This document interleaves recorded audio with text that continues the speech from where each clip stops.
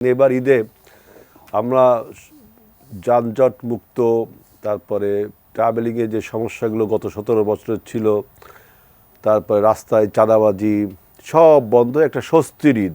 এবং গত 17 বছরে যে সাপ্রেশন ছিল, মামলা মকদ্দমা নিয়ে যে অপারেশন ছিল, মানুষকে দমনটনের জন্য কিচ্ছু নেই, একটা সুন্দর উৎসব মুখর পরিবেশ একটা ঈদ হলো। এই কৃতিত্ব, আমি দাম বা জিনিসপত্রের দাম ঠাম নিয়ে তো মাকসুদ কামাল ভাই বললেন, আমি এই জন্য এই প্রসঙ্গটা আসছি যে এই কৃতিত্ব, এই উৎসব মুখরের কৃতিত্ব সরকার কিভাবে নেবে? সরকারের প্রশাসন বা সরকারের কোনো লোক কি এইগুলো করেছে? বরঞ্চ যে অভিযোগটা দিয়েছে এই ঈদের আগের থেকে, যে রাজনৈতিক দলগুলো রাস্তায় রাস্তায় চাঁদাবাজি করে, রাজনৈতিক দলগুলো বিভিন্ন জায়গা সন্ত্রাস দমনপীড়ন করে। কিন্তু ঈদ তো প্রমাণ করলো যে সরকারের অনুপস্থিতিতে, সরকারের আপনার প্রশাসনের অনুপস্থিতি এবং অকার্যকর থাকার ফলেও সাধারণ মানুষ, রাজনৈতিক দলের নেতৃবৃন্দ সবাই এবার উৎসবমুখর পরিবেশে আনন্দ করেছে।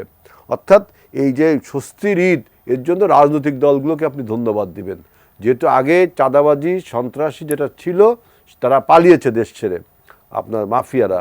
এখন যে রাজনৈতিক দলগুলো আছে তারা একটা ঐক্যবদ্ধভাবে সুশৃঙ্খল পরিবেশে ঈদের নামাজ পড়েছে।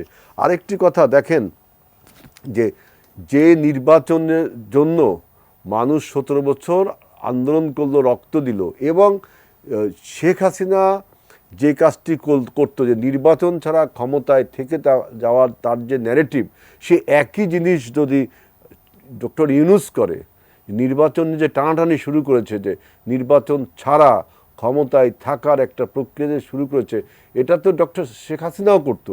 তাহলে তো আমরা রিজেম্বল করবো যে শেখ হাসিনা এবং ডক্টর ইউনূস একই রকম, মানে ক্ষমতা লোভী, intoxication of power is more than liquor, ক্ষমতার নেশা মদের নেশার চেয়ে ভয়ঙ্কর। একই কথা ডক্টর ইউনূসের জন্য প্রযোজ্য হবে।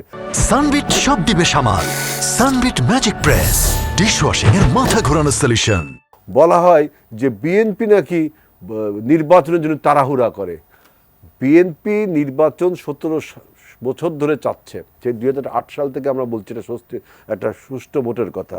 কিন্তু আজকে যারা বিএনপিকে এই কথাটা বলে যে বিএনপি সংস্কার চায় না, বিএনপি অমুক চায় না, তমুক চায় না, বিএনপি নির্বাচন চায়, আপনি দেখুন তারা সারা বাংলাদেশে প্রার্থী ঘোষণা করে দিচ্ছে। জামাত ইসলাম বাংলাদেশ 5ই আগস্টের পরে 1 মাসের মধ্যে 300 আসনে প্রার্থী ঘোষণা করেছে। নতুন যে দলটি হয়েছে তাদের তো আপনি দেখলেন ঈদ উপলক্ষে তাদের নির্বাচনী প্রচারটা নিয়ে কত কথা হয়েছে, তাই না? গাড়ি বহর সবাই প্রার্থী ঘোষণা করে দিয়েছে, অথচ কত বড় স্ববিরোধী কথাবার্তা বলে যে বিএনপি নির্বাচনের জন্য পাগল হয়ে গেছে। এই যে আমাদেরকে, মানে আমি যে প্রথমে বললাম, আমাদেরকে ঠেকানোর জন্য, বিএনপির জনপ্রিয়তাকে ঠেকানোর জন্য বিভিন্ন রকম বয়ান শুরু হয়ে গেছে। তারা নিজেরা নির্বাচনে পার্টিসিপেট করার জন্য পোস্টার ব্যানারে ছেয়ে ফেলেছে, অথচ দোষ দিচ্ছে যে বিএনপি নাকি বিএনপি এই সংস্কারের কথা আজকে যারা বলে, এই কথা তো বিএনপি সে 2016 সাল থেকে বলে আসছে। আমি আরেকটি কথা বলি, দেখেন এই যে মাঝে ইনভেস্টমেন্ট কনফারেন্স হয়ে গেল বাংলাদেশে, তাই না? আমরা যারা রাজনীতি বিজ্ঞানের ছাত্র বা অর্থনীতির ছাত্র বা আমাদের এই মাকসুদ কামাল ভাইরা যারা জার্নালিজম করেন, তারা সবাই আমরা জানি যে দেশে যখন একটা পলিটিক্যাল আনসার্টেনিটি বা পলিটিক্যাল আনস্টেবিলিটি থাকে, তখন সাধারণত ইনভেস্টমেন্টগুলো কিন্তু হয় না, এটা আমরা সবাই জানি। বাংলাদেশে ঠিক এমন একটা আনসার্টেনিটি চলছে। বাংলাদেশে বিদেশি বিনিয়োগ এখন শূন্যের কোঠায়। এখন উনি একটা বিনিয়োগ সম্মেলন করলেন, কি বাংলাদেশের ভিতরে যে সমস্ত বিদেশি কোম্পানি আছে তাদের নিয়ে একটা বিনিয়োগ সম্মেলন করুন। এইটা আমার কাছে মনে হয় এটা একটু শো এ জেস্চার যে হি ইজ ডুইং সামথিং, যে কর্মসংস্থান বাড়াবে, মানে মানুষের মন ডাইভার্ট করার জন্য। যেটা বললাম যে বিনিয়োগের পরিবেশ কিন্তু এখন নেই, যতদিন না পলিটিক্যাল সেটেলমেন্ট আসবে। তারপরও তিনি এটা করলেন, অর্থাৎ তার অপরিহার্যতা তুলে ধরবার জন্য।